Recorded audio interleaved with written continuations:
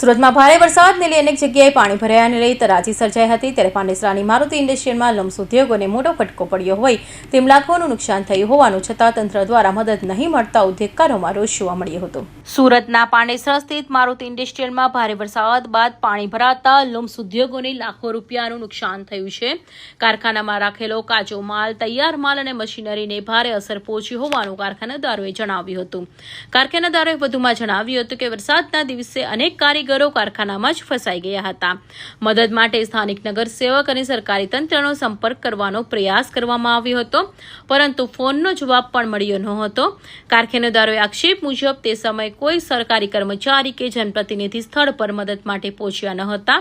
પાણી ઉતર્યા બાદ નુકસાન સાચું ચિત્ર સામે આવ્યું છે। કારખાનેદારોએ તંત્રની કામગીરી સામે નારાજગી વ્યક્ત કરી અસરગ્રસ્ત ઉદ્યોગોને વળતર તેમજ જવાબદારો સામે યોગ્ય કાર્યવાહી કરવાની માંગ કરી હતી।